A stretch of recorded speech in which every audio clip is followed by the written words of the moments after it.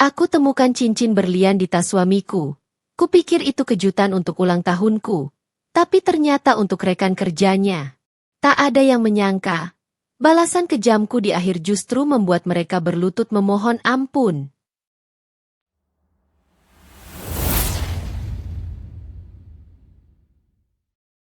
Namaku Rani, usia 32 tahun. Aku adalah seorang istri dan ibu dari seorang anak laki-laki berumur 5 tahun bernama Rafa. Kami tinggal di sebuah rumah sederhana di pinggiran kota Depok. Rumah mungil berwarna krem dengan pagar besi hitam dan taman kecil di depannya. Setiap pagi, aroma wangi bunga melati dari taman itu selalu menemaniku menyiapkan sarapan untuk suamiku, Bayu. Bayu adalah pria yang dulu sangat kucintai, dan mungkin dulu juga sangat mencintaiku. Ia bekerja sebagai manajer keuangan di sebuah perusahaan besar. Dulu, sebelum jabatannya naik, ia sosok yang hangat, penuh canda, dan tak pernah lupa memelukku sebelum berangkat kerja. Tapi belakangan, kebiasaannya itu mulai jarang ia lakukan.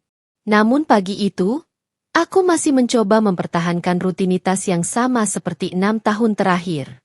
Aku menyiapkan nasi goreng kesukaannya, telur mata sapi, dan kopi hitam tanpa gula. Yah, sarapannya udah siap, kataku sambil memanggilnya dari dapur. Bayu muncul dari kamar dengan kemeja biru muda yang baru disetrika semalam. Ia tampak terburu-buru, seperti biasanya. Iya, bentar ya, Ran. Aku masih nyari berkas laporan kemarin. Aku tersenyum kecil, menahan helaan napas yang sudah mulai sering keluar akhir-akhir ini. Di tas kerja kamu, di bagian depan. Aku udah masukin tadi malam. Jawabku lembut. Ia melirikku sekilas, lalu mengangguk. Oh, iya. Makasih, ya. Sekilas, hanya sekilas, matanya menatapku, tapi tidak sama seperti dulu. Tidak ada hangat di sana. Dulu, tatapannya penuh cinta, penuh cerita. Kini, dingin. Kami duduk di meja makan tanpa banyak bicara. Aku mencoba membuka percakapan. Kamu ada rapat lagi hari ini? Tanyaku. Iya, sama tim marketing. Kayaknya bakal lama, jadi pulang agak malam. Oh, ya udah, hati-hati di jalan, ya? Iya. Hanya itu. Dulu, setiap pagi penuh tawa. Dulu, ia selalu mencium keningku sebelum berangkat. Tapi pagi itu, ia hanya menatap jam tangannya, lalu berkata cepat. Aku berangkat dulu, Ran. Jangan lupa nanti jemput Rafa, ya? Aku hanya mengangguk. Dan sebelum sempat kubalas dengan doa, hati-hati, pintu sudah tertutup di belakangnya. Seng. Aku menatap cangkir kopinya yang belum habis, dengan sisa uap yang perlahan menghilang. Entah sejak kapan rumah ini terasa dingin, meski matahari sudah tinggi. Hari-hariku belakangan ini lebih banyak kuhabiskan di rumah, menulis artikel untuk beberapa klien daring. Aku memilih bekerja dari rumah agar bisa lebih dekat dengan Rafa dan Bayu. Tapi keputusanku itu, kini mulai terasa sepi. Setiap kali ponselku berbunyi, aku berharap itu pesan dari Bayu. Tapi yang muncul hanyalah notifikasi dari editor atau pesan promosi online shop. Sementara itu, ponsel Bayu nyaris tak pernah lepas dari tangannya. Bahkan ketika ia di rumah, jarinya tak berhenti mengetik. Malam-malam kami juga berubah. Dulu, kami sering menonton film bersama di ruang tengah, berbagi popcorn sambil bercanda soal aktor-aktor favorit. Sekarang, setiap kali aku mengajaknya menonton, ia selalu menjawab, capek, Ran. Aku tidur duluan aja, ya? Aku paham. Pekerjaannya memang berat. Tapi entah kenapa, rasa paham itu perlahan mulai bercampur dengan curiga. Sore itu, aku sedang menjemur pakaian sambil memperhatikan Rafa bermain bola kecil di halaman. Tiba-tiba, tetanggaku, Bunita, menghampiri pagar sambil membawa kantong belanjaan. Rani, tadi aku lihat suamimu di Jalan Margonda. Loh, katanya santai. Aku menoleh sambil tersenyum. Oh iya, Mungkin habis dari kantor. Kayaknya bukan pulang kantor, deh. Soalnya jam segitu, jam 2 siang, dan dia nggak pakai jas kantor. Pakai kaos aja. Sama cewek muda, cantik banget. Kirain adiknya. Aku spontan terdiam. Jantungku berdetak cepat, tapi aku berusaha menjaga ekspresi tetap biasa. Mungkin rekan kerjanya. Bu, jawabku pelan sambil tersenyum kaku. Bunita hanya mengangguk, lalu pamit. Tapi kalimatnya menancap kuat di kepalaku. Cewek muda, cantik banget. Malamnya, aku tak bisa tidur. Bayu belum pulang meski jam sudah menunjukkan pukul 11 malam. Aku mencoba menenangkan diri. Mungkin lembur, mungkin rapat. Tapi ada suara kecil dalam diriku yang berbisik. Kamu tahu, Rani, mungkin bukan itu alasannya. Keesokan harinya, Bayu pulang lebih pagi dari biasanya. Aku menyambutnya dengan senyum dan secangkir kopi. Loh, tumben pagi-pagi udah di rumah? Tanyaku sambil meletakkan cangkir di meja. Iya, hari ini kerja dari rumah. Lagi ada proyek yang harus aku revisi, katanya. Aku memperhatikan wajahnya. Ia tampak sedikit gelisah, seperti menyembunyikan sesuatu. Tapi aku memilih diam. Aku tak ingin menjadi istri yang cerewet. Kamu mau aku bantu apa? Tanyaku pelan. Nggak usah, Ran. Aku bisa sendiri. Sejam kemudian, ia masuk ke kamar kerja dengan laptop dan tas kerjanya. Saat itu, aku melihat sesuatu yang berbeda. Tas kerjanya tampak lebih penuh dari biasanya. Tapi aku tidak curiga. Aku hanya berpikir mungkin karena berkas-berkas kantor. Malam harinya, aku menatap wajah Bayu yang tertidur di sebelahku. Aku menyentuh tangannya perlahan, mencoba mengingat rasa hangat yang dulu selalu menenangkanku. Tapi kini, tangan itu terasa asing. Aku berbisik pelan, hampir tanpa suara. Kamu kenapa berubah? Yuh, apa aku kurang baik? Atau kamu udah nggak cinta lagi? Air mataku jatuh diam-diam di bantal. Tapi besok, seperti biasa, aku akan tetap bangun lebih pagi, menyiapkan sarapan, dan tersenyum seolah tak ada yang salah. Karena bagi dunia luar, rumah tangga kami terlihat sempurna. Hanya aku yang tahu bahwa di balik meja makan yang rapi, ada cinta yang mulai retak perlahan, tanpa suara. Pagi itu, seperti biasa aku bangun sebelum subuh. Udara dingin masih menempel di jendela dapur saat aku menyalakan kompor dan mulai menanak nasi. Biasanya, Bayu akan muncul sambil menguap, lalu duduk di kursi dapur menatapku menyiapkan sarapan sambil bercanda kecil. Tapi sudah hampir 2 minggu ini, pemandangan itu tak pernah lagi terjadi. Bayu kini lebih sering terburu-buru, dan bahkan sarapan pun jarang disentuh. Aku makan di kantor aja ya, Ran. Nanti kesiangan rapat, katanya cepat sambil menenteng tas hitamnya. Tapi kamu belum. Nanti aja, potongnya tanpa menatapku. Aku terdiam. Sendok di tanganku berhenti bergerak. Hanya suara jam dinding yang terdengar. Ia melangkah keluar dan menutup pintu tanpa cium kening seperti biasanya. Aku mencoba menenangkan hati. Mungkin memang sibuk, gumamku, menenangkan diri yang mulai terasa perih. Tapi seberapa lama lagi aku bisa menipu diriku sendiri? Siangnya, setelah Rafa berangkat TK, aku duduk di ruang tamu sambil menulis artikel pesanan klien. Namun pikiranku tidak fokus. Tatapanku berulang kali melayang ke jam dinding.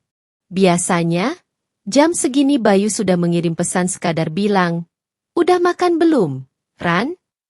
Sekarang, tak ada satupun pesan masuk.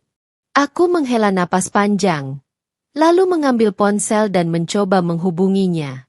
Nada sambung hanya berputar sekali, lalu muncul pesan otomatis, "Nomor yang Anda tuju sedang berada di luar jangkauan." Aku menatap layar kosong itu lama sekali. Ada rasa yang aneh, semacam gelisah bercampur kecewa. Aku menutup mata dan berusaha mengusir pikiran buruk. Tapi bayangan kata-kata Bunita beberapa hari lalu masih terus menghantui. Sama cewek muda, cantik banget. Malam harinya, Bayu pulang hampir pukul 11 malam.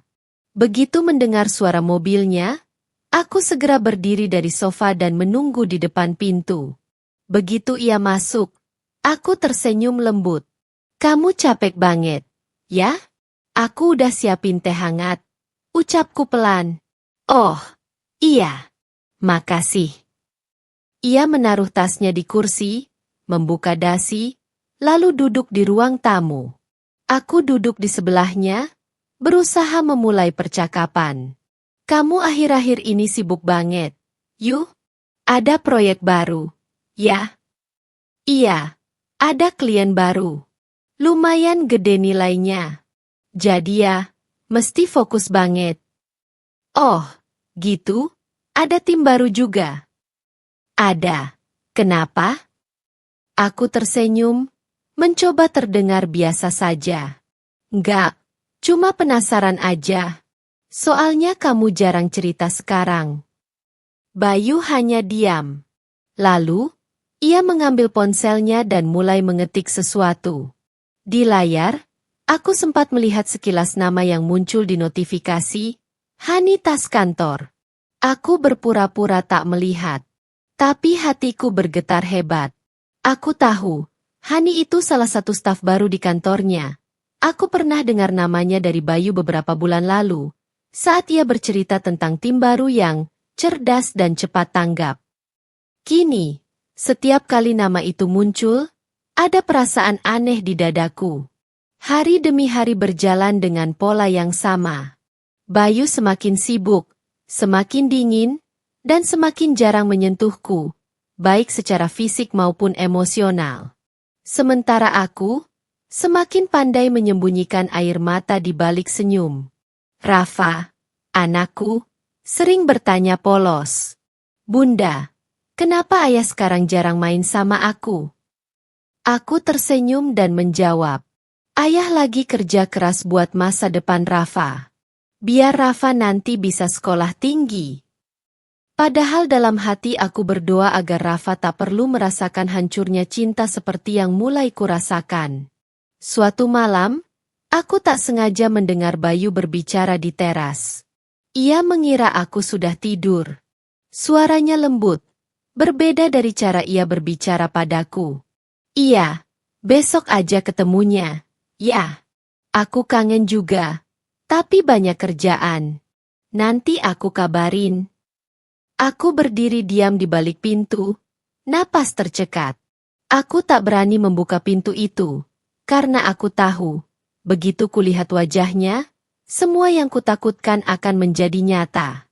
Aku kembali ke kamar dengan langkah lemah. Kutatap wajah Rafa yang tertidur pulas. Air mataku jatuh di pipinya yang kecil. Nak, doain ayah dan bunda. Ya, semoga ayah cuma lagi salah jalan sebentar. Keesokan paginya, saat Bayu sudah berangkat, aku memberanikan diri membuka laptopnya yang tertinggal di meja kerja. Tanganku gemetar. Bukan karena ingin mencari masalah, tapi karena aku butuh kebenaran. Di email kerjanya, aku menemukan pesan dengan subjek, meeting dan dinner luar, dari seseorang bernama Hani Puspita. Aku membuka pesan itu perlahan. Mas, terima kasih untuk malam kemarin. Aku senang banget bisa ngobrol santai sama Mas tanpa gangguan kerja. Aku jadi makin kagum sama cara Mas memperhatikan hal kecil. Aku harap kita bisa ketemu lagi besok. Ya. Aku udah pesenin meja di tempat biasa. Hatiku serasa diremas. Dunia di sekitarku mendadak hening. Aku menutup laptop itu pelan-pelan, lalu menatap jendela yang dibasahi gerimis pagi. Aku tak tahu harus menangis atau tertawa. Mungkin memang benar, rumah tangga yang tampak bahagia dari luar seringkali hanya ilusi, seperti cermin yang memantulkan gambar indah, tapi di baliknya rapuh dan berdebu. Malam itu, aku tidak langsung tidur. Aku duduk di balkon rumah, menatap langit yang gelap tanpa bintang. Aku menulis sesuatu di buku harianku, kalimat yang sederhana tapi penuh luka. Cinta itu kadang seperti api. Dulu menghangatkan, kini membakar. Aku menutup buku itu, menatap ke arah kamar tempat Bayu tidur pulas. Aku masih belum tahu kebenaran penuh. Tapi aku tahu satu hal. Ada sesuatu yang sedang ia sembunyikan, dan cepat atau lambat, aku akan menemukannya. Hari-hari berikutnya terasa seperti berjalan di atas bara. Aku masih menjalani rutinitas yang sama. Menyiapkan sarapan, menulis artikel, menjemput Rafa dari sekolah, dan tersenyum seolah semuanya baik-baik saja. Tapi jauh di dalam hati, aku tahu ada yang berubah dalam hidupku, dalam rumahku, dalam diri Bayu. Bayu semakin sering pulang larut malam. Kadang ia beralasan lembur, kadang rapat di luar kantor, kadang pula karena ada urusan klien yang mendadak. Aku tidak pernah benar-benar tahu mana yang benar, karena setiap kali aku tanya lebih jauh, jawabannya selalu sama. Ran, kamu jangan terlalu mikir. Ya, aku cuma kerja. Kamu kan tahu aku sibuk buat masa depan kita. Aku hanya mengangguk. Tapi di dalam hati, masa depan yang ia maksud terasa seperti masa depan yang tak lagi melibatkan aku di dalamnya. Malam itu, aku terbangun pukul 2 dini hari. Tempat tidur di sebelahku kosong. Aku menatap pintu kamar yang sedikit terbuka, dan samar-samar terdengar suara pelan dari ruang tamu. Suara ponsel. Langkahku pelan, hampir tanpa suara. Aku mengintip dari balik pintu. Bayu duduk di sofa, masih mengenakan baju kerjanya, berbicara dengan suara lembut. Iya, kamu juga hati-hati, ya. Jangan pulang sendirian. Enggak, Rani udah tidur. Aku juga kangen, tapi nanti aja. Ya, kita ketemu lagi pas ada waktu. Dadaku serasa diremas. Kata-kata itu cukup untuk menghancurkan pertahananku yang selama ini kukokohkan. Aku ingin menerobos keluar dan berteriak, "Kamu ngomong sama siapa, Bayu?" Tapi kakiku tak mampu bergerak. Tubuhku kaku. Hanya air mata yang jatuh tanpa suara. Aku mundur perlahan, kembali ke kamar, menatap tempat tidur kosong yang kini terasa begitu dingin. Aku berbaring, menutup mata, dan mencoba tidur. Tapi percuma. Suara lembutnya di telepon masih bergema di kepalaku. Keesokan harinya, aku menatap wajahku di cermin. Pucat, mata sembab, dan senyumku tampak dipaksakan. Aku berkata pada diri sendiri, "Rani, kamu harus tenang. Jangan gegabah. Kamu belum tahu pasti. Cari tahu. Buktikan." Hari itu aku mulai memperhatikan hal-hal kecil yang selama ini kuabaikan. Parfum di baju Bayu yang berbeda dari biasanya. Bukan aroma yang pernah kupilihkan untuknya. Kemeja putihnya sering beraroma manis samar, seperti wangi tubuh wanita. Dan satu hal yang paling mengusik, di sakunya, aku menemukan sehelai tisu dengan bekas lipstik merah muda. Aku berdiri lama di depan mesin cuci, menatap tisu itu. Tangan kiriku bergetar, bibirku gemetar, tapi aku menelan semua rasa marah yang mulai naik ke dada. Belum tentu dia bersalah, kataku pelan, mencoba menghibur diri sendiri. Tapi kalimat itu terdengar hampa, bahkan untuk telingaku sendiri. Suatu sore, aku memutuskan menjemput Bayu di kantor tanpa memberitahunya. Rafa kutitipkan ke tetangga. Aku menunggu di seberang gedung kantor, tepat di depan kafe kecil. Jarum jam menunjukkan pukul 6:15 saat aku melihatnya keluar dari pintu utama. Bayu tidak sendirian. Di sampingnya, berjalan seorang wanita muda dengan rambut panjang dan tubuh ramping. Ia mengenakan blazer krem dan sepatu hak tinggi. Wajahnya cantik, tapi matanya tajam. Mereka berjalan berdampingan, tertawa kecil, tawa yang dulu hanya aku yang mengenalnya. Aku menatap pemandangan itu tanpa bisa bergerak. Dunia seolah berhenti. Tiba-tiba, Bayu menyentuh pundak wanita itu, seolah menenangkan. Wanita itu tertawa sambil menunduk malu. Aku tahu, itu bukan adegan antara rekan kerja biasa. Itu sesuatu yang lebih. Tanganku meremas kuat tas yang kugenggam. Tapi aku tidak keluar, tidak memanggil, tidak menegur. Aku hanya berdiri di sana, memandangi mereka hingga keduanya masuk ke mobil dan pergi bersama. Aku duduk di bangku kafe, mencoba menahan napas yang terasa berat. Di meja, secangkir teh yang kupesan sejak tadi sudah dingin. Mataku menatap kosong, tapi pikiranku penuh dengan ribuan pertanyaan yang tak bisa kujawab. Malamnya, Bayu pulang seperti biasa, seolah tidak terjadi apa-apa. Aku menatapnya lama dari balik pintu kamar. Ia menaruh tasnya, mencium pipiku sekilas, sebuah sentuhan yang tak lagi memiliki makna. Tadi lembur lagi? Tanyaku dengan nada datar. Iya, ada revisi laporan dari klien. Sama siapa aja? Tim kantor, biasa. Kenapa? Aku menatapnya lurus-lurus. Nggak apa-apa, cuma nanya.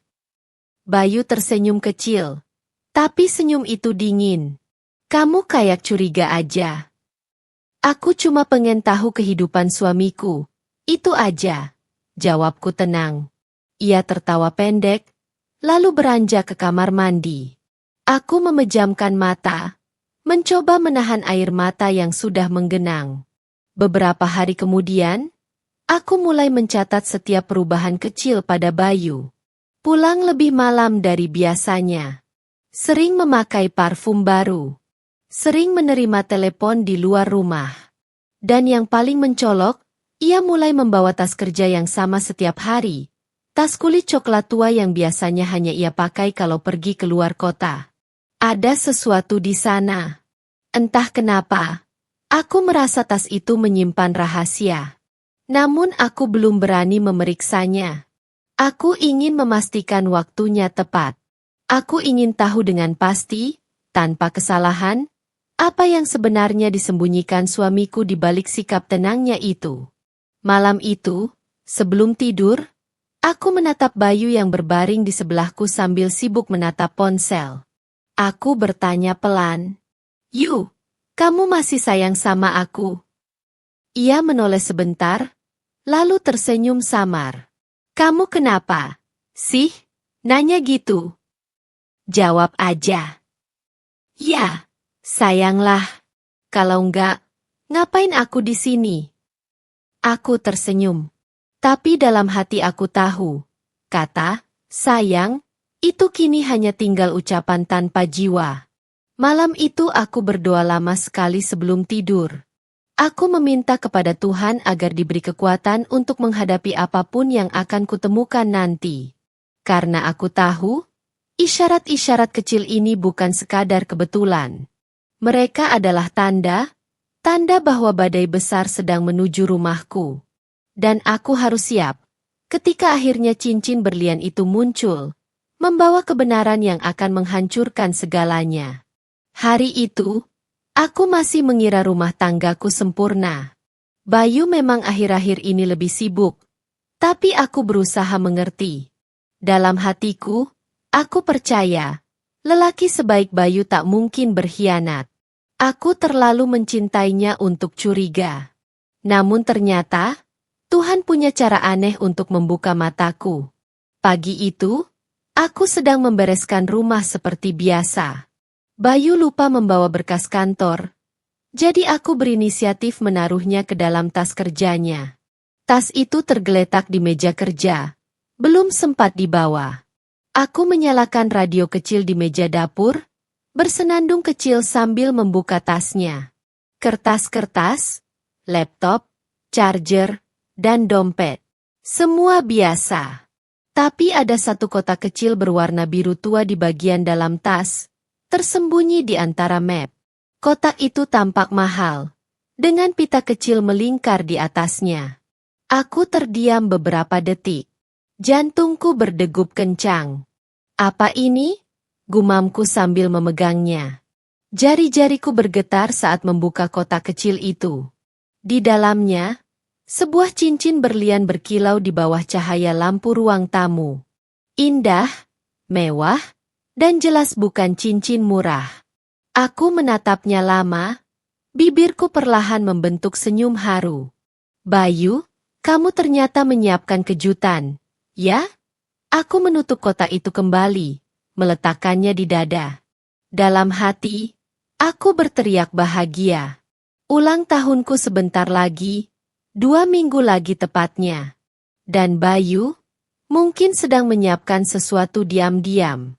Aku sempat meneteskan air mata haru, merasa bersalah karena sempat curiga beberapa hari terakhir. Aku ingin berpura-pura tak tahu, ingin menunggu momen itu datang. Mungkin nanti dia akan melamarku ulang, seperti di drama romantis. Aku terlalu terbawa perasaan. Namun sayangnya, rasa haru itu tak bertahan lama. Beberapa hari setelahnya, aku mulai memperhatikan sesuatu yang aneh. Bayu sering menerima telepon larut malam, katanya dari klien. Kadang ia keluar kamar dan berbicara di ruang tamu dengan suara lirih. Saat aku mendekat, suaranya langsung berhenti. Pagi-pagi, dia berangkat lebih awal dari biasanya. Ada meeting mendadak, katanya. Tapi aku tahu jam kerjanya tidak berubah. Aku mulai resah, tapi berusaha menepis pikiran buruk itu. Dia hanya lelah. Rani, jangan berlebihan.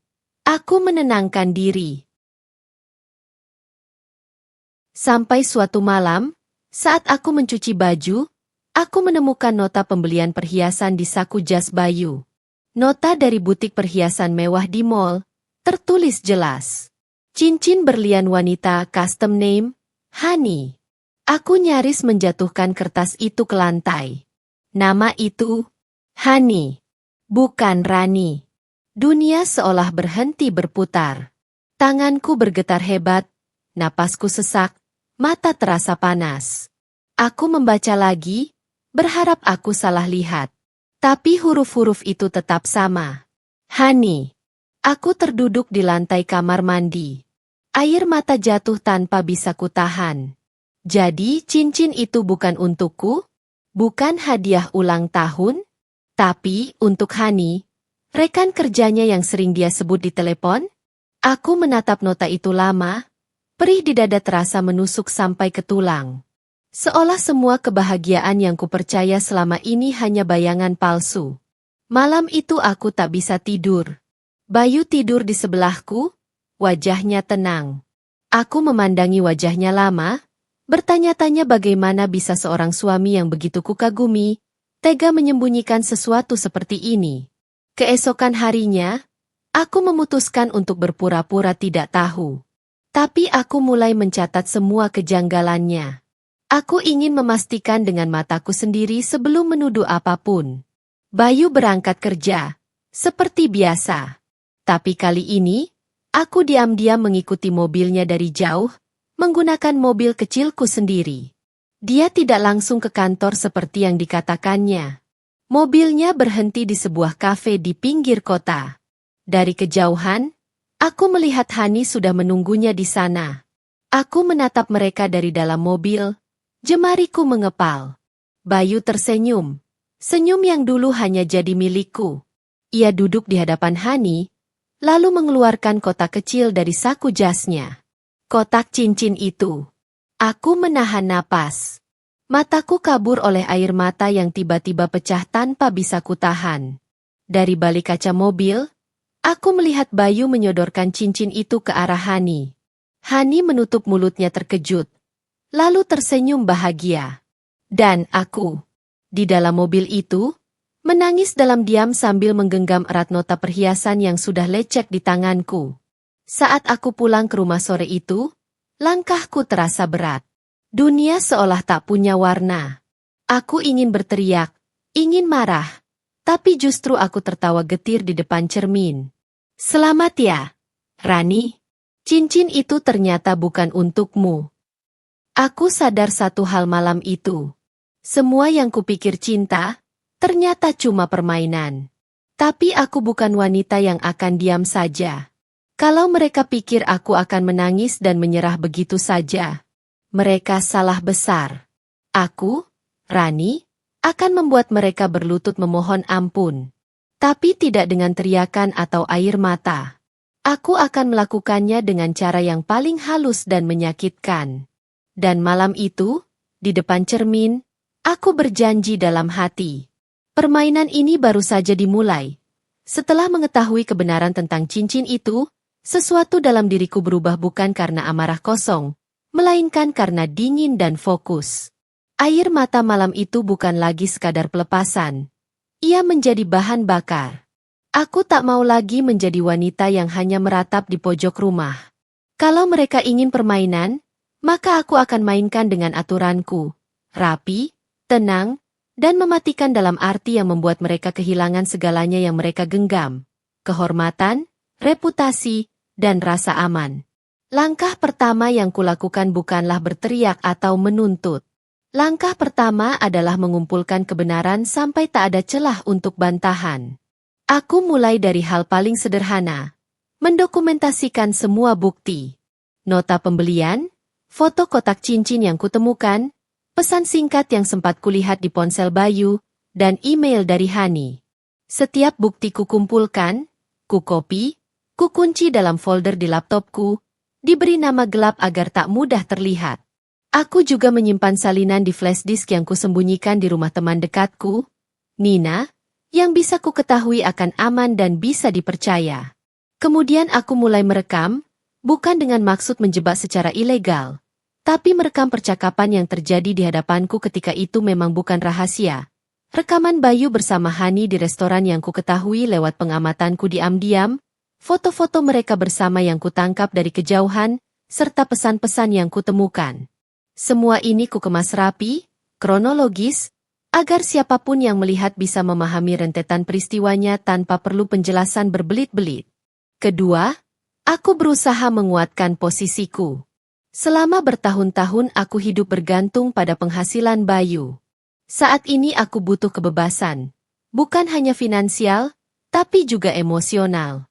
Aku menambah klien, menegosiasikan tarif tulisanku, membuka kursus menulis online kecil-kecilan, dan mengatur tabungan yang selama ini kusimpan perlahan ke rekening yang hanya aku pegang. Rafa harus aman. Jika ini berakhir buruk, ia tak boleh merasakan ketidakstabilan karena keputusan Bayu. Ketiga, aku menyalakan jaringan. Balas dendam yang elegan tidak bisa dilakukan sendirian. Aku butuh orang-orang di sekeliling Bayu yang masih punya rasa keadilan. Nina, sahabat kuliah yang kini bekerja di firma hukum kecil, ku kontak dan ku beritahu sebagian bukti.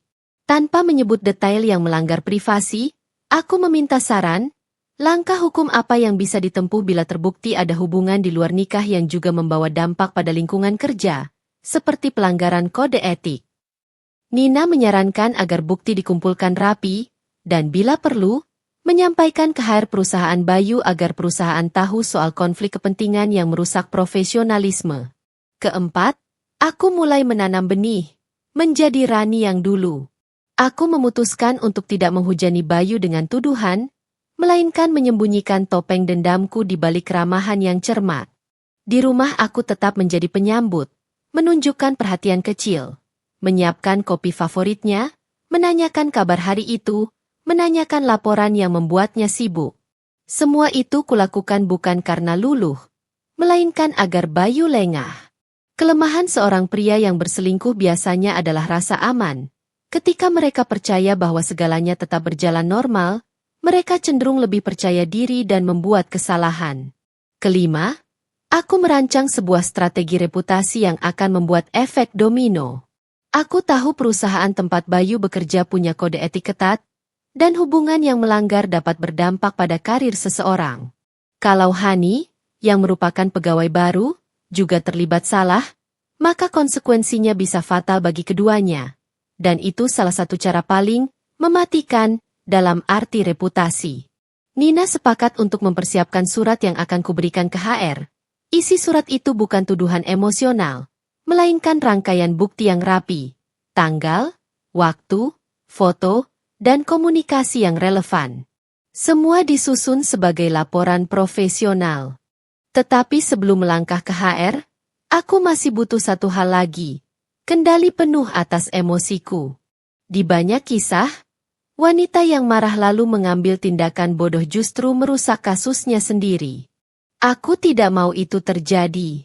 Jadi aku belajar untuk tetap tenang, berlatih bicara di depan cermin, dan menghafal urutan bukti agar kala aku berbicara di hadapan orang lain, suaraku jelas, kalimatku padat, dan tak ada celah untuk dipelintir. Di sela-sela rencana itu, aku juga menyusun babak pertunjukan. Aku tahu satu momen yang efektif, ketika rekan kerja dan atasan Bayu berkumpul di satu tempat, di mana bukti yang kutampilkan tak bisa diabaikan. Namun aku tidak akan langsung melakukan konfrontasi besar di ruang publik, tanpa memastikan semua implikasi sudah terukur.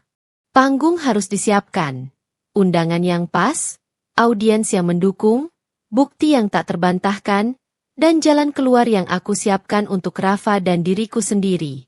Di rumah, aku sering berdiri lama di depan cermin dan menatap wajahku. Aku melihat ada sesuatu berubah. Bukan hanya kecewa, melainkan ketegasan baru. Rasa sakit itu kini jadi perencanaan. Dalam hati aku berbisik, mereka akan tahu apa artinya kehilangan. Bukan karena kuambil paksa, tapi karena semua yang mereka bangun atas kebohongan akan ambruk sendiri.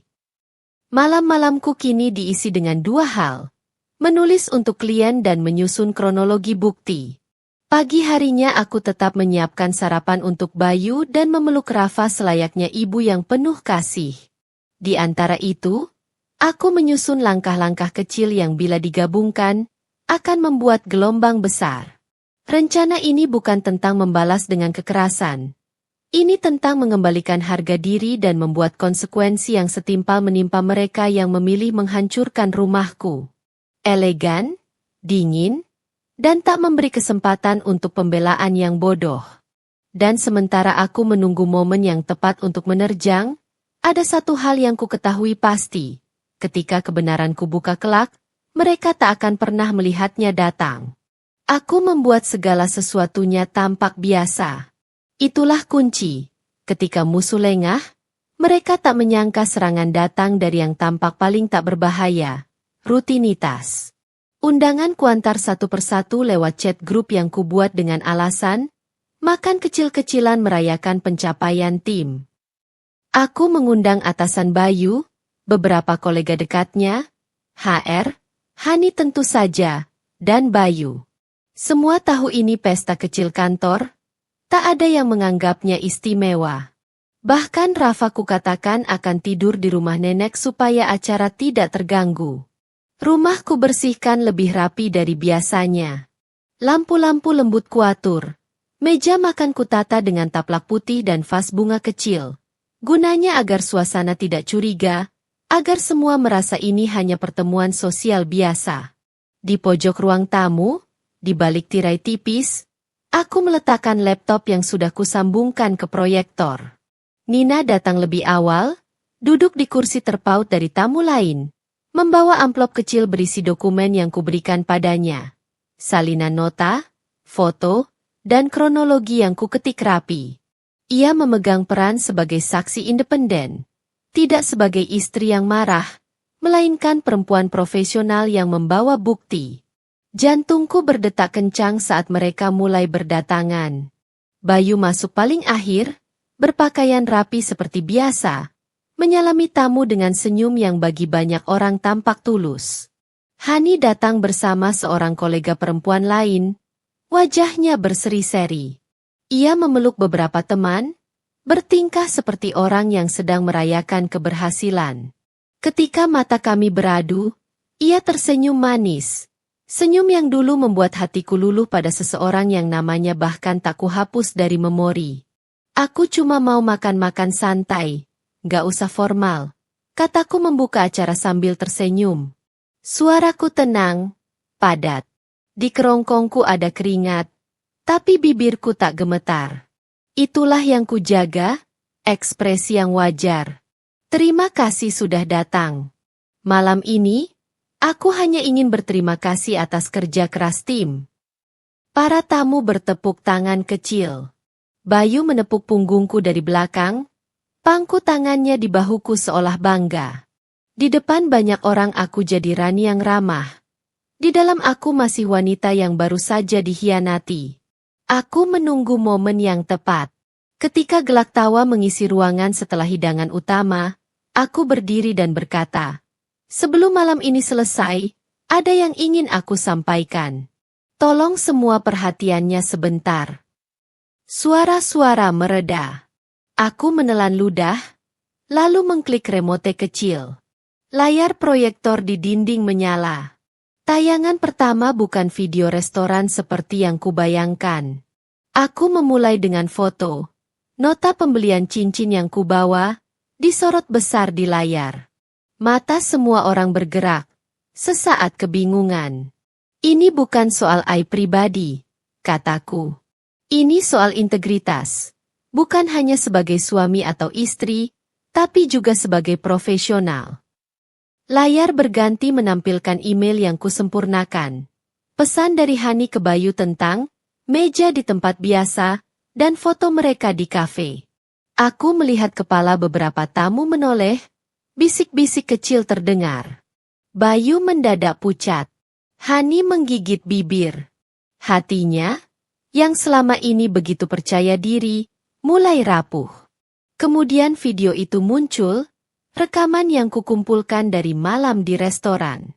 Suara klakson di latar, potongan tawa, gerakan tangan Bayu yang menyelipkan sesuatu ke tangan Hani. Kamera kapture wajah Hani yang berseri ketika menutup kotak kecil. Aku tak memutar suara penuh. Biarlah gambar bicara sendiri. Ketika frame memperlihatkan Bayu menundukkan kepala menghampiri Hani lalu membelai pipinya, gerakan lembut yang tak pantas untuknya, ruangan seketika hening. Aku menatap satu persatu wajah yang kutahu.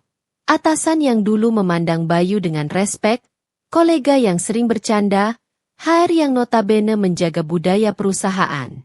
Mereka melihat fakta, bukan cerita yang kubuat.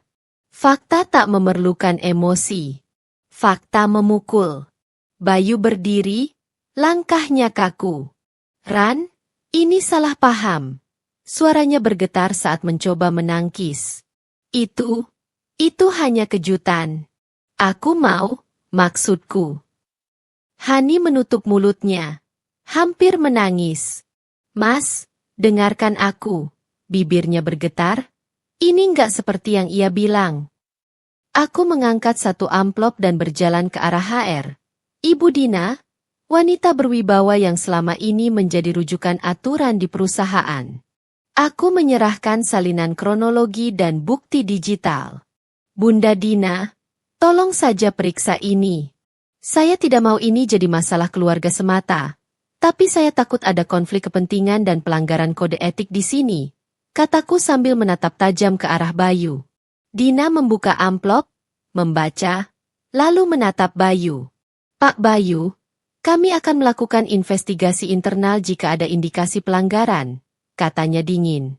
Suasana berubah menjadi formal dalam sekejap. Ruang tamu yang sebelumnya riuh tawa kini berubah menjadi ruang pemeriksaan. Bayu tersandar ke kursi, wajahnya memerah. Ia mencoba meraih tanganku. "Ran, jangan begini di depan mereka. Kita bicarakan baik-baik." Tangannya gemetar, seperti orang yang baru sadar harga segalanya mulai jatuh. Tapi aku tenang. Tenang karena aku tahu langkah ini bukan sekadar emosi. Semua ini sudah kusediakan. Aku memutar pesan singkat yang kutangkap dari ponselnya, menampilkan percakapan antara Bayu dan Hani yang tak bisa dibantah lagi. Ada kalimat yang jelas, "Aku nggak sabar malam ini. Aku mau kamu." Tak ada ruang untuk penafsiran. Seorang kolega, Arga, yang duduk di sudut dan selama ini tampak netral, berdiri. "Pak Bayu, kalau ini benar, ini akan berpengaruh pada proyek besar yang sedang Bapak tangani." Nada suaranya lembut namun tajam. Klien kami menuntut profesionalisme. Hubungan semacam ini bisa memicu konflik kepentingan. Di luar rencana awalku, hal yang paling efektif adalah melihat wajah Hani yang berubah dari percaya diri menjadi gelisah. Ia menunduk, menutupi wajahnya dengan tangan, sementara beberapa rekan mulai bersikap dingin. Seorang teman sekantor yang semula cukup dekat dengannya bahkan menarik diri sedikit. Tatapannya penuh penilaian. Bayu mencoba menjawab, berulang kali memohon agar aku tak mengumbar masalah keluarga. Ia berkata bahwa aku salah paham, bahwa mereka hanya berteman.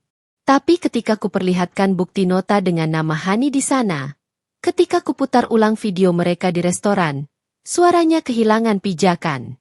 Ini tidak seperti itu, katanya, tapi ia tak mampu mengelak fakta. Nina, yang duduk di samping HR, menyarankan langkah prosedural. Bunda Dina, tolong lakukan verifikasi data terlebih dahulu. Kalau perlu, panggil pihak internal audit. Kalau ini terbukti, tindakan harus tegas. Nada Nina profesional, bukan berniat menghakimi, melainkan menegakkan aturan. Di tengah gemuruh bisik-bisik, Bayu tiba-tiba berdiri dan berlutut di hadapan semua orang. Rani, maafkan aku. Aku salah. Aku sebenarnya bingung. Suaranya pecah. Di matanya ada air, tapi aku tak lagi menanggapi. Penyesalan di saat publiknya seperti ini terasa hambar. Kalau penyesalan itu tulus, jangan pada orang lain, bayarlah pada integritas yang kau rusak. Hani menatapku, kemudian menatap lantai. Ia terseduh, meminta maaf. Maaf, Bu Rani. Aku tak bermaksud. Suaranya tercekat. Tapi maaf yang ia ucapkan pada saat semua mata memandangnya terasa seperti pernyataan yang dipaksa. Aku berdiri, menarik napas dalam-dalam. Aku bukan orang yang ingin menghancurkan karir seseorang demi dendam. Kataku, suaraku tak gemetar. Tapi aku juga bukan orang yang rela membiarkan anakku tumbuh di lingkungan yang dibangun di atas kebohongan. Aku serahkan semua bukti ini pada manajemen. Biar mereka yang menilai. Seketika ruangan dipenuhi kesejukan formal. Telepon berdering, beberapa orang menanyakan langkah selanjutnya. HR mencatat semua bukti. Bayu berdiri, wajah hancur, mencoba berkomunikasi dengan atasan yang berdiri di dekat pintu. Bisik-bisik berubah menjadi bisik hukum dan prosedur. Nama proyek yang ia pegang disebut-sebut, klien yang mungkin akan menarik diri, risiko reputasi perusahaan. Akibatnya tak hanya personal, konsekuensinya kini profesional dan finansial. Ketika sebagian tamu mulai meninggalkan rumah dengan langkah hati-hati, aku duduk sejenak di kursi panjang dekat jendela. Nafasku masih terasa seperti badai yang baru berlalu. Di satu sisi ada rasa kemenangan, kebenaran telah diungkap, namun di sisi lain ada kehampaan. Balas dendam bukanlah obat untuk luka, ia hanyalah alat. Alat yang kini berjalan sesuai rencana. Bayu mendekat, menangis keras. Ia memohon di hadapanku, di hadapan orang-orang yang kini menatapnya dengan rasa kecewa. Rani, aku menyesal. Aku bodoh. Tolong jangan tinggalkan Rafa. Suaranya memohon. Ada kepanikan di matanya, ancaman hilangnya pekerjaan, dan takut akan kehilangan rumah. Semua itu tampak nyata dan memukul. Tetapi aku menatapnya dingin. Aku tidak memberinya pelukan. Ada konsekuensi untuk setiap tindakan. Kataku pelan. Bukan hanya untukmu, tapi juga untuk orang yang kau libatkan. Aku sudah menyiapkan jalan keluar untuk Rafa dan aku. Itu yang paling penting. Dia menunduk, tak mampu melawan lagi. Di saat ia mempertahankan sisa-sisa kehormatannya di hadapan orang lain, aku merasa sesuatu dalam diriku menutup pintu lama yang tak akan terbuka lagi. Malam itu, setelah tamu pergi dan lampu teredup, aku membersihkan piring-piring yang berserakan. Nina duduk sebentar di sofa, meneguk teh dan menatapku. Kamu kuat, Ran? Katanya sederhana. Langkahmu tepat. Sekarang biarkan perusahaan yang menggenggam ranah profesionalnya. Kita sudah lakukan bagian kita. Aku mengangguk. Di luar, langit gelap menelan suara kota. Di dalam rumah, ada kehampaan yang tak bisa kututupi. Meski satu babak telah usai, bab lain menunggu. Aku tahu efek domino telah dimulai. Reputasi, karir, pertemanan, semua bisa runtuh. Tapi ada satu hal yang belum kulakukan. Langkah terakhir yang akan memaksa mereka benar-benar berlutut bukan hanya karena malu, tetapi karena kehilangan segalanya yang mereka anggap aman. Aku menatap cincin berlian yang masih kusembunyikan di laci. Cincin yang kini menjadi simbol pengkhianatan, bukan simbol cinta. Di balik rasa sakit, kusematkan tujuan yang lebih dingin. Bukan hanya menghancurkan, tetapi membuat mereka merasakan apa artinya dicabut dari segala yang selama ini mereka bangun atas kebohongan. Aku menyiapkan segalanya dengan teliti. Panggung telah dibuka, penonton sudah menyaksikan, dan sekarang giliran korban untuk merasakan hantaman terakhir yang akan membuat mereka benar-benar berlutut. Malam itu aku tak tidur. Aku merapikan file bukti, menulis email yang akan kukirim ke pihak ketiga, orang yang dapat memastikan tuntutan ganti rugi reputasi jika perusahaan mencoba menutup-nutupi, dan menata langkah untuk menjaga Rafa agar tak terguncang. Di kepalaku, rencana babak penutup berputar. Lebih halus, lebih memukul, dan tak memberi ruang untuk pengampunan instan. Aku tahu, ketika akhirnya semuanya usai, aku harus siap menanggung konsekuensi. Tapi untuk saat ini, aku hanya ingin melihat bagaimana mereka, yang begitu percaya diri menyakiti, mulai belajar arti dari kehilangan. Setelah malam itu, ketika tamu-tamu pulang dan lampu redup tinggal menyisakan bayang-bayang, rumah kami terasa seperti arena luluh lantak. Di satu sisi, kebenaran telah kukeluarkan. Di sisi lain, luka yang tersisa bukan lagi sekadar perih, ia mengeras menjadi sesuatu yang membutuhkan tindakan. Bukan tindakan sembarangan, tapi rencana yang dirancang agar efeknya meresap pelan, membuat mereka merasakan kehancuran dari dalam, kehilangan rasa aman, reputasi dalam lingkaran terdekat, dan keyakinan bahwa hidup mereka akan berjalan seperti biasa. Aku tidur sedikit malam itu. Mata berkaca, bukan karena tak mampu memaafkan, karena aku sedang menata ulang seluruh hidupku. Dan ketika fajar menyelinap lewat tirai, aku sudah memiliki daftar panjang. Hal-hal kecil yang kususun agar penghancuran yang kutuntut adalah penghancuran yang adil. Bukan hinaan, tapi pembalasan yang membuat mereka sadar nilai apa yang telah mereka rusak. Pertama, aku harus menjaga Rafa. Itu bukan sekadar prioritas. Itu syarat mutlak. Aku meminta neneknya menjaga Rafa selama beberapa hari, menyelipkan alasan bahwa aku butuh waktu menyelesaikan urusan penting. Nenek mengangguk, matanya penuh pengertian. Saat menatap Rafa yang masih polos, tertidur dengan bantal yang masih bau sabun mandi, aku memeluknya lama. Janji itu menancap di dadaku. Apapun yang kulakukan, anak kami tak akan dijadikan korban. Kedua, aku akan mengambil kembali kendali rumah, bukan dengan memaksa, tapi dengan menunjukkan bahwa rumah itu bukan semata milik mereka yang tak setia. Aku mulai menata ulang rutinitas harian dengan teliti. Pagi kuisi dengan aktivitas yang terlihat biasa, menyiapkan sarapan hangat, mengirim pesan singkat ke suami dengan nada ringan, menyapa tetangga dengan senyum. Di luar, aku tampak seperti istri yang baik. Di dalam, tiap sikap itu adalah jebakan halus untuk membuat Bayu lengah. Lengah itu penting, bukan karena aku ingin menjebak moralnya, melainkan karena orang yang lengah memperlihatkan kebiasaan mereka yang paling nyata. Ketika seseorang percaya bahwa segalanya aman, mereka kembali ke pola lama, kebiasaan, sikap, dan kata-kata yang memberi celah. Aku ingin celah-celah itu terekam, bukan demi mempermalukan, tapi demi membuat bukti perilaku yang bisa dibawa ke titik di mana perubahan bukan lagi sekadar penyesalan, melainkan kehilangan. Ketiga, aku mempermainkan ritme kasih sayang. Aku memberi perhatian secukupnya. Aku tidak menolak kepadanya setiap kali ia mencoba mendekat, tetapi aku juga tidak memberi apa yang dulu kita miliki. Pelukan yang dulu lama kini singkat. Cium yang dulu menenangkan kini kering. Aku memasang jarak seolah ada dinding tipis yang tak tampak. Bayu merasakan dinginnya, dan aku menikmati kegugupan yang samar muncul di raut wajahnya. Rasa aman yang biasa ia nikmati mulai memudar, dan itu lebih menyakitkan daripada hinaan publik manapun.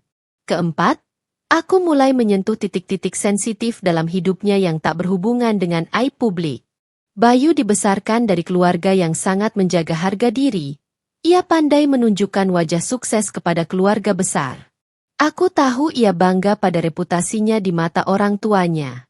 Maka aku memilih jalan yang akan mempertemukannya dengan rasa malu dari lingkar yang paling ia hormati. Tanpa teriak atau aib, aku mengatur agar beberapa hal yang selama ini ia rahasiakan, keputusan impulsifnya, hutang kecil yang selalu ia anggap remeh, serta kebiasaan borosnya, mulai tercermin pada percakapan keluarga besar. Bukan dengan menyebarkan gosip, melainkan dengan membuka ruang diskusi yang membuat ia harus menjelaskan sendiri. Ketika seseorang harus membela dirinya di hadapan keluarga yang dicintai, itu lebih merusak daripada hinaan publik di luar. Kelima, perlahan aku menempatkan Hani pada posisi yang membuatnya merasa sendirian. Hani muda, ambisius, dan daya tariknya ada pada rasa baru, perhatian dari pria yang stabil. Sekarang aku membuat dunia di sekitarnya terasa dingin. Bukan melalui bullying, itu bukan karakternya dan bukan caraku, melainkan dengan menunjukkan padanya bahwa pilihan yang ia ambil telah menutup banyak pintu. Aku hadir dengan senyum sopan saat bertemu, menawarkan obrolan ringan tentang pekerjaan, lalu menjauh ketika ia membutuhkan dukungan. Ia yang biasanya mencari pembenaran kini harus menanggung konsekuensi sunyi. Tak ada lagi tempat nyaman ketika ia pulang ke rumahnya sendiri. Dalam tindakan-tindakan kecil itulah kekuatan rencanaku lipat. Balas dendamku bukan melompat ke skandal berikutnya, melainkan mengikis mereka dari hal-hal yang paling mereka junjung. Rasa aman, kebanggaan, dan kenyamanan. Ada momen ketika aku duduk menatap foto-foto lama kami berdua, melihat Bayu dalam masa ketika ia penuh perhatian. Ada pula saat di mana rasa iba datang menggoda, sekejap saja. Tapi aku menutupnya cepat. Ini bukan soal aku tak bisa memaafkan. Ini soal membangun kembali dari puing dengan aturan baru. Tidak lagi ada ruang untuk pengkhianatan. Langkah keenam, keindahan balas dendam ada pada efek psikologisnya. Aku mulai menulis, bukan hanya artikel, tapi catatan harian yang kelak akan menjadi saksi hidupku. Setiap detail dicatat, kapan Bayu pulang, nada suaranya, hal kecil yang berubah, kata-kata Hani dalam pesan yang sempat kulihat. Bukan untuk publik sekarang, tetapi untuk hari ketika aku butuh mengingat betapa penting alasan ini. Catatan itu memberiku kekuatan, karena ingatan yang teratur menghalau impuls balas yang kasar. Ketujuh, aku mengatur momen pertemuan keluarga. Dengan alasan, membicarakan beberapa hal keluarga, aku mengundang kedua keluarga besar untuk makan malam, sebuah keputusan yang kukemas rapi sebagai usaha rekonsiliasi. Di sana, aku berbicara dengan tenang tentang tanggung jawab, tentang arti menjaga kehormatan keluarga dan anak, bukan mengumbar aib. Kata-kataku sederhana, namun setiap kalimatnya sengaja kutujukan agar Bayu merasakan kerikil-kerikil rasa malu mengganjal saat orang tuanya menatap. Aku tidak menghakimi terang-terangan, tetapi aku membiarkan asumsi-asumsi itu meresap. Ketika orang tua menatap anaknya dengan tanya tanpa jawaban, rasa malu itu bertunas sendiri. Ada peristiwa kecil yang membuat rencanaku terasa manis tanpa harus kejam. Suatu hari aku sengaja meninggalkan dompet Bayu terbuka di meja ruang tamu saat ada telepon dari adiknya. Dalam dompet itu, aku menyelipkan nota kecil. Salinan nota perhiasan yang sempat kutemukan, disertai catatan singkat, harap jelaskan. Adiknya yang penasaran bertanya, dan percakapan itu berujung pada pertanyaan keluarga yang tak bisa diabaikan. Bayu, yang selama ini pandai menyusun alasan, kini harus menjawab di depan orang-orang yang paling ia hormati. Semua langkah ini kulakukan tanpa publikasi di media sosial, tanpa skene dramatis di kantor. Karena aku tahu hal terbesar yang bisa menghancurkan seseorang adalah ketika orang terdekat, keluarga dan sahabat, mulai meragukan pilihannya. Itu jauh lebih menyakitkan daripada ejekan luar. Di sela-sela strategi itu, aku juga menata hidupku sendiri. Aku menerima beberapa tawaran menulis, membuka kelas menulis kecil di rumah tetangga, dan membangun jaringan baru. Setiap kali ada kabar buruk tentang Bayu atau Hani, aku tidak bersorak. Aku hanya terus mengisi hari-hariku dengan hal-hal produktif. Aku ingin hidupku utuh bukan hanya karena balas dendam, tetapi karena aku berhak mendapatkan masa depan yang baik. Hari-hari berlalu, dan efek rencanaku mulai terasa. Bisik-bisik di keluarga, tatapan dingin dari sahabat-sahabat lama Bayu, undangan yang menghilang satu persatu. Bayu mencoba menemui orang tuanya, meminta penjelasan, memohon ampun tanpa menunjukkan perubahan yang nyata. Hani, yang semula percaya diri, kini sering terlihat termenung di sudut kantor, membawa kopi sendirian. Kedua orang itu mulai merasakan apa yang kurencanakan, kehampaan yang merayap. Di satu malam ketika hujan turun pelan, Bayu datang ke kamarku dengan wajah penuh penyesalan. Tangannya gemetar ketika memegang telapak tanganku. "Ran, aku sudah kehilangan banyak. Tolong beri aku kesempatan," bisiknya. Aku menatapnya lama. Ada luka, ada penyesalan, tapi yang aku lihat juga adalah pria yang mesti membayar untuk pilihannya. "Aku tak mau keputusan ini membuat Rafa kehilangan bapa," jawabku pelan. "Tapi aku ingin kau mengerti satu hal. Kepercayaan itu dibangun, dan kau merobohkannya. Kau harus bekerja untuk memperbaiki, bukan hanya memohon dengan kata-kata." Ia menunduk, terseduh, dan aku membalik badan. Bukan karena tak sudi memberi kesempatan, tetapi aku ingin agar setiap langkah baik yang ia lakukan tak lagi datang dari rasa takut kehilangan, melainkan dari pemahaman yang tulus. Jika ia benar-benar mau memperbaiki, jalannya panjang dan harus nyata, bukan kata-kata. Kedamaian yang dulu ku tahu mungkin tak akan pernah sepenuhnya kembali. Namun rencana balas dendam yang kutata bukan untuk membuat hidup kami hancur tanpa akhir, melainkan untuk mengajarkan batas yang tak boleh dilanggar dan menuntut tanggung jawab. Dan sambil menunggu langkah selanjutnya dari Bayu, aku terus menata bangku-bangku kehidupan baru. Ruang untuk Rafa, pekerjaan yang semakin kukerjakan serius, dan harga diri yang perlahan menguat. Rencana ini berjalan lambat dan dingin, tetapi itu yang kusukai. Efeknya mengikis mereka dari dalam, sampai suatu titik di mana mereka sendiri datang merunduk bukan karena hinaan publik, melainkan karena mereka tahu, dalam diri mereka sendiri, apa yang telah hilang. Setelah beberapa minggu menjalankan strategi yang kupetakan, suasana rumah berubah seperti setelah badai. Tampak tenang dari luar, tetapi ada puing-puing halus yang menempel pada setiap sudut. Aku terus menjaga ritme, menata pagi dan malam seperti mesin yang berfungsi. Di balik itu, percikan-percikan kecil dari rencanaku mulai menancap ke dalam hidup Bayu dan Hani. Bukan ledakan, tapi erosi yang pasti. Pagi itu, ketika menyiapkan sarapan, telepon rumah berdering. Di layar terlihat nama adik Bayu. Aku mengangkat dengan nada biasa. Percakapan berlangsung singkat, hanya basa-basi menanyakan kabar. Namun beberapa jam kemudian, aku dengar suara gaduh dari ruang tamu. Adik Bayu yang datang bersama ibunya, dengan ekspresi setengah bingung, setengah marah. Mereka tidak langsung masuk, hanya berdiri di halaman, menatap rumah seperti mencari jawaban. Saat itu Rafa sedang bermain di kamar tetangga. Aku sengaja menitipkan dia agar suasana tak tegang. Nenek Rafa membantu menenangkan suasana luar sehingga aku bisa menunggu tamu di ruang keluarga. Ketika mereka masuk, aku menyambut dengan senyum yang sudah kusiap. Di baliknya ada serangkaian fakta yang kuatur sedemikian rupa agar obrolan berjalan natural. Bukan celaan, melainkan percakapan yang memancing pengakuan. Ibunya Bayu, seorang perempuan yang tegas namun sangat menjaga nama baik keluarga, menatapku dengan mata yang menuntut penjelasan.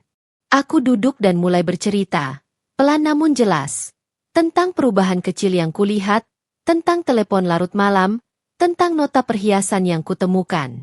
Aku tidak mengeluarkan semua bukti di antara kami, tapi cukup untuk membuat mereka sadar bahwa ada sesuatu yang tidak bisa diabaikan. Aku menyodorkan satu lembar bukti, salinan nota yang sempat kubuka, dan menunggu reaksi mereka. Wajah Ibu Bayu berubah. Rona kemerahan tergantikan oleh kepedihan. Ia memanggil anaknya, menatap Bayu yang baru tiba dari kantor dengan wajah penuh tanya. Di depan kami, Bayu berusaha menjelaskan, suaranya terputus-putus. Ibu, ini bukan seperti yang kalian kira. Aku salah. Memang, aku keliru bertemaninya, tapi aku tidak bermaksud menghancurkan keluarga. Ia mencoba meraih tangan ibunya, namun ia ditolak. Ayahnya menatapnya dengan kecewa yang dalam, lantang pun tak perlu, karena di matanya ada penilaian yang sudah terucap tanpa kata. Keluarga besar hadir, bukan untuk menghukum, tetapi untuk mencari alasan.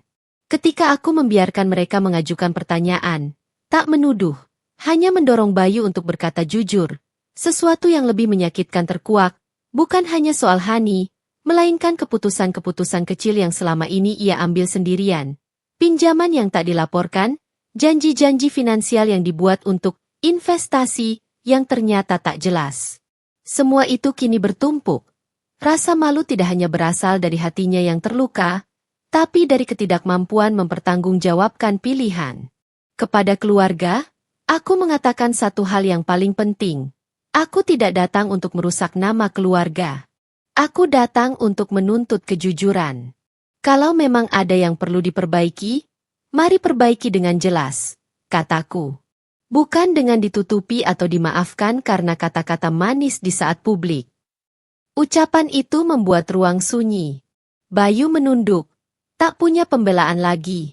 Sementara itu, Hani merasakan dingin dari lingkaran sosial yang selama ini memeluknya.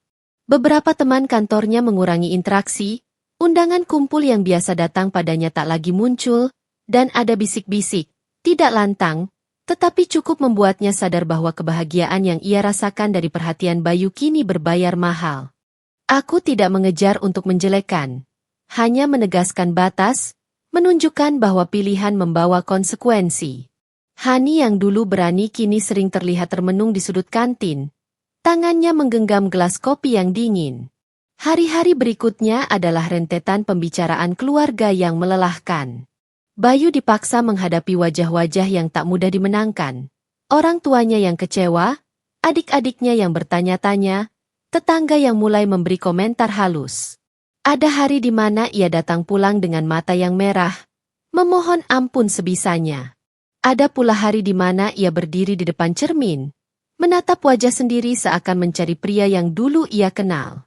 Perubahan tidak tiba-tiba, tetapi geraknya lambat, cukup untuk membuatnya merasakan kosong yang kubuat atas namanya sendiri. Aku perhatikan ia mencoba memperbaiki, tidak hanya pesan maaf yang diulang-ulang, tapi upaya kecil, ikut menjemput Rafa, membantu pekerjaan rumah, berusaha hadir di acara keluarga. Namun semua harus dibayar dengan waktu dan kejujuran. Aku tak menolak upayanya, tetapi aku juga tidak membuka pintu untuk kembali seperti semula. Langkahnya harus konsisten, bukan ledakan penyesalan yang berlalu. Satu momen yang mengiris adalah ketika Bayu mencoba menemui Hani di kantor, bukan untuk memohon kembali, tetapi untuk meminta klarifikasi. Ia datang dengan niat memperbaiki, namun Hani menatapnya tanpa belas kasih. Kau membuatku kehilangan apa yang kupunya, katanya datar. Tapi yang paling menyakitkan, kau membuat keluargamu hancur. Suara Hani tidak penuh kebencian, lebih pada kepedihan. Mereka berdua duduk, dua orang yang dulu saling memberi kehangatan kini berada di tempat yang tak lagi mampu memberi. Di sisi lain, aku merasa tidak selalu kuat. Ada malam-malam ketika kerinduan menerkam, ingatanku pada tawa Bayu, pada tangan yang dulu menenangkan. Tapi setiap kali bayangan itu muncul, aku membuka catatan kecilku, pesan-pesan, foto, tanggal-tanggal. Fakta-fakta itu membantuku berdiri tegak. Bukan kebencian yang menuntunku, melainkan harga diri yang sedang kututup rapat agar anakku tidak kehilangan pondasi. Kisah ini mulai memantul ke lingkungan yang lebih luas. Teman-teman lama yang biasa hangout dengan Bayu mulai mengurangi undangan. Klien yang biasa bekerja dengan dirinya menimbang ulang kolaborasi, Bukan karena aku menyebarkan gosip, melainkan karena komunikasi yang sebelumnya lancar kini dipenuhi keraguan. Bayu merasakan getaran itu. Bisnisnya, yang sebagian ia kelola, mendadak serangkaian rapat pembenahan saat kepercayaan menjadi barang langka. Suatu sore, ketika aku menjemput Rafa di rumah nenek, ia memelukku erat dan bertanya dengan polos, "Bunda, ayah kenapa sedih terus?" Suaranya polos itu merobek bagian lembut di dada. Aku menggendongnya, menatap mata kecilnya, dan berkata pelan, "Ayah lagi belajar jadi orang yang lebih baik. Nah, kita doakan saja." Aku tahu jawaban itu sederhana, tapi itu yang ia butuhkan. Kepastian bahwa dunia tetap aman meski orang dewasa berjuang dengan luka mereka sendiri. Malam menjelang, Bayu berdiri di ambang pintu kamar sambil memegang selembar kertas. Sebuah surat yang tampak seperti rencana kerja, atau mungkin surat pengunduran diri. Ia menatapku dengan mata yang haus pengampunan. "Ran," suaranya hampir putus, "kalau aku mau benar-benar berubah, apa yang harus kulakukan?" Aku menatapnya, menimbang kata-kata. Jawaban itu bukan semata keputusan hatiku. Ini soal batas yang kubangun agar Rafa tak terluka lagi. "Buktikan," kataku singkat. "Buktikan dengan tindakan kecil yang konsisten. Bukan dengan kata-kata besar di depan orang banyak, tapi dengan kejujuran sehari-hari. Datang tepat waktu, bertanggung jawab, dan berhenti menyembunyikan sesuatu. Dan yang paling penting, jangan lagi buat anak kita jadi alat penebusan." Ia mengangguk, wajahnya basah. Malam itu ia tidur sendiri di ruang tamu, seperti orang yang sedang menebus dosa dengan kesunyian. Aku menatap punggungnya sampai tertidur, lalu menulis di buku harianku halaman demi halaman. Tanggal, kata-kata, janji-janji yang ia ucapkan. Catatan itu kemudian menjadi saksi yang tidak bisa diputar balik. Babak ini belum berakhir. Rencana yang kudesain bukan hanya untuk membuat mereka menyesal, melainkan untuk memaksa perubahan yang nyata, atau menerima konsekuensi penuh. Di hadapanku terhampar pilihan. Apakah aku akan membuka lembaran baru dengan kompromi yang adil, atau menutup pintu untuk selamanya jika janji-janji itu hanya tinggal suara? Aku belum memutuskan. Yang jelas, mereka kini tahu satu hal. Tindakan tak akan hilang hanya karena permintaan maaf. Tindakan memerlukan pembuktian. Kisah kami memasuki fase baru. Fase di mana setiap langkah diuji, di mana penyesalan harus diuji oleh waktu, dan di mana anak kecil kami masih menjadi alasan utama kenapa semua ini harus berakhir dengan benar.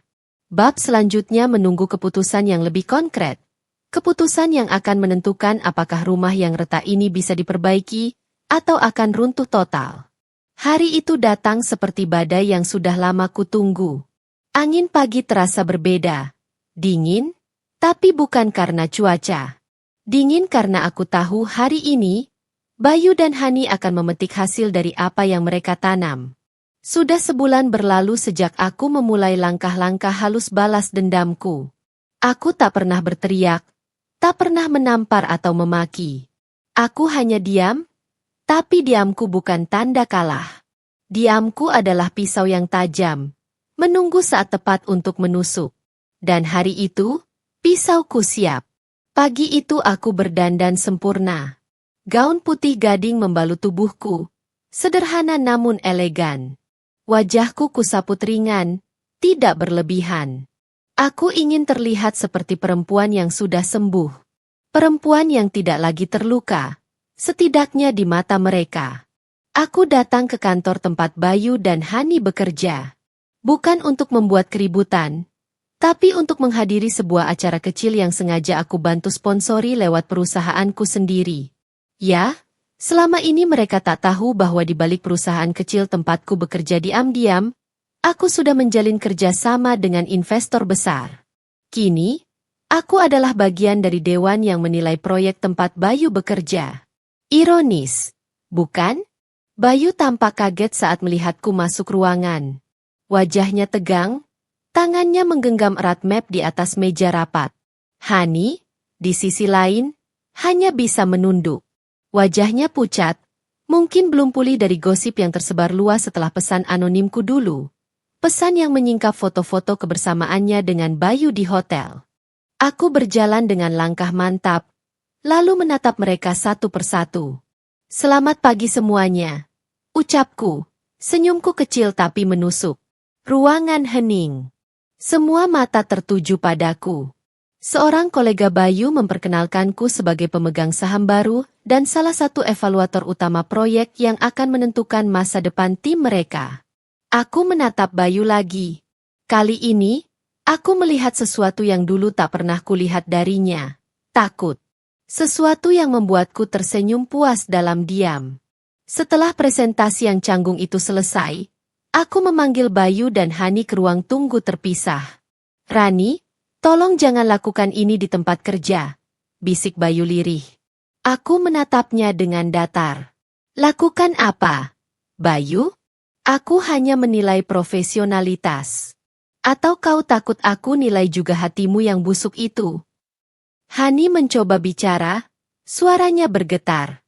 Rani, aku minta maaf, aku sungguh menyesal. Menyesal karena ketahuan. Hani, potongku tajam.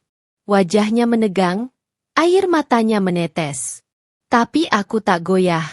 Aku sudah terlalu sering menangis. Sekarang giliran mereka merasakannya. Aku membuka tas, mengeluarkan sebuah kotak kecil. Kotak cincin. Cincin berlian yang dulu kutemukan di tas Bayu. Cincin ini, ujarku sambil menatap mereka, adalah awal dari kehancuran kalian. Tapi aku tidak akan membuangnya. Aku akan menyimpannya, sebagai pengingat bahwa cinta yang dibangun di atas pengkhianatan tak pernah berakhir indah. Bayu menunduk. Suaranya serak, hampir tak terdengar. Rani, aku mohon, jangan hancurkan karierku. Aku sudah kehilangan rumah, kehilangan kepercayaanmu, tolong jangan ambil semuanya. Aku melangkah mendekat, menatap matanya yang penuh panik. Bayu, bisikku pelan, aku tidak menghancurkanmu. Kau sendiri yang melakukannya. Aku hanya menunjukkan kaca agar kau bisa melihat betapa kotornya dirimu. Lalu aku berbalik, meninggalkan mereka di ruangan itu. Namun sebelum pintu tertutup, aku mendengar suara langkah tergesa. 2 orang berlutut. Rani, maafkan kami. Suara Bayu dan Hani hampir bersamaan, terisak, memohon. Mereka berlutut. Di hadapanku. Di tempat yang dulu mereka anggap panggung rahasia cinta terlarang, mereka kini menjadi panggung kehinaan mereka sendiri. Aku tidak menatap mereka lagi. Air mataku hampir jatuh. Tapi aku tahan. Bukan karena masih mencintai Bayu, tapi karena akhirnya aku benar-benar merasa bebas. Malamnya, aku duduk di balkon rumah kecilku yang dulu terasa begitu sunyi. Kali ini tidak lagi. Heningnya menenangkan, bukan menyesakan. Aku membuka buku catatanku, menulis satu kalimat. Balas dendam terbaik bukan membuat mereka hancur, tapi membuat mereka sadar bahwa mereka tak lagi punya kekuatan untuk melukaiku. Aku menatap langit. Bintang tampak lebih terang malam itu. Dan untuk pertama kalinya setelah sekian lama, aku tersenyum bukan karena ingin terlihat kuat, tapi karena aku benar-benar kuat sekarang. Pagi itu, aku menatap bayangan diriku di cermin. Raut wajahku masih sama, tapi mataku tak lagi menatap dengan rasa takut. Ada ketenangan di sana, ketenangan yang lahir setelah badai panjang. Sudah 3 bulan berlalu sejak hari di mana Bayu dan Hani berlutut di hadapanku. Sejak hari itu, aku tak pernah lagi mendengar kabar mereka secara langsung. Namun, dunia kecil yang dulu mereka banggakan kini menutup pintunya satu persatu. Proyek besar yang dulu dikejar Bayu gagal total setelah reputasinya runtuh. Perusahaannya mencopot jabatannya dengan alasan pelanggaran etika kerja, dan Hani dipecat setelah bukti skandalnya beredar luas di kalangan internal. Tidak ada yang tahu bahwa semua itu bermula dari tangan halusku yang menyebarkan kebenaran. Aku tak pernah mengarang, aku hanya menyebarkan fakta. Dan yang lebih manis dari balas dendamku, aku tak perlu mengotori tanganku. Aku hanya memantulkan kejujuran yang mereka sembunyikan. Dunia yang menilai sisanya. Aku memutuskan untuk memulai hidup baru. Perusahaan kecil yang dulu kusebut sampingan, kini resmi berdiri di bawah kepemimpinanku. Aku menamainya Raya Jewels, singkatan dari Rani dan Cahaya. Aku ingin setiap batu permata yang kujual menjadi simbol kekuatan perempuan, kilau yang tak pudar meski pernah terjatuh. Di ruang kerjaku yang sederhana tapi elegan, terpajang satu kotak kaca kecil. Isinya satu cincin berlian. Cincin yang dulu menjadi sumber luka. Aku tidak membuangnya. Aku biarkan ia di sana, sebagai pengingat, bahwa dari luka terdalam, bisa lahir cahaya yang paling kuat suatu sore. Saat aku sedang memeriksa desain baru, pintu toko diketuk pelan. Aku mendongak, dan di hadapanku berdiri Bayu. Wajahnya pucat, tampak lebih tua, dan tatapannya kosong. Dia memegang sebuah amplop lusuh. Rani, boleh aku bicara sebentar? Suaranya pelan, hampir bergetar. Aku menatapnya lama. Dulu, mataku akan langsung penuh air mata. Tapi sekarang tidak.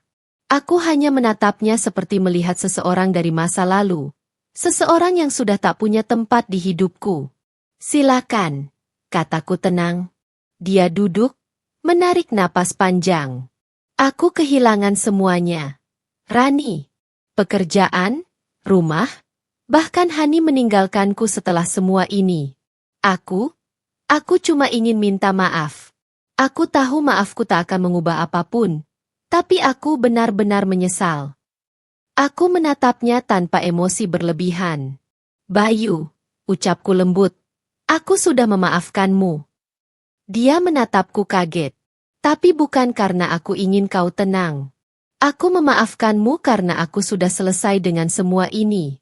Karena dendamku sudah kubayar, bukan dengan amarah tapi dengan kebahagiaanku sendiri. Air mata Bayu jatuh. Dia menunduk, memegangi wajahnya, sementara aku hanya tersenyum kecil. Rani, kau menang, katanya pelan. Aku menggeleng. Tidak. Bayu, aku tidak menang. Aku hanya tidak kalah. Ketika dia pergi, aku berdiri di depan jendela toko, menatap langit senja yang berwarna jingga keemasan. Cahaya matahari sore memantul di permukaan cincin berlian di etalase, menciptakan kilau yang menenangkan. Aku tahu, perjalanan ini bukan tentang balas dendam semata. Ini tentang menemukan kembali diriku. Perempuan yang dulu rapuh, kini berdiri dengan kepala tegak, penuh harga diri. Aku menulis catatan terakhir di buku harian yang selama ini menemaniku. Kadang, Tuhan tak langsung membalas. Ia hanya menunggu kita cukup kuat untuk menyaksikan keadilan bekerja dengan sendirinya. Dan saat itu tiba, kita akan tersenyum. Bukan karena mereka menderita, tapi karena kita akhirnya bebas. Aku menutup buku itu, menatap keluar jendela sekali lagi. Untuk pertama kalinya, aku tak lagi memikirkan masa lalu. Aku hanya ingin melangkah ke depan, dengan hati yang tenang, dan cahaya yang kupantulkan sendiri. Balas dendam tak selalu harus dilakukan dengan kekerasan atau kebencian. Terkadang, balas dendam terindah adalah menjadi versi terbaik dari diri kita sendiri, hingga orang yang pernah menyakiti kita tak lagi bisa menjangkau ketenangan yang kita miliki. Cinta yang dikhianati bukanlah akhir, tapi awal untuk menemukan makna baru, bahwa kebahagiaan sejati tidak datang dari orang lain, melainkan dari kekuatan hati yang tak lagi bergantung pada siapapun. Dan bagi siapapun yang membaca kisah ini, jika kau sedang terluka karena dikhianati, ingatlah, diam dan elegan bisa menjadi bentuk balas dendam paling mematikan.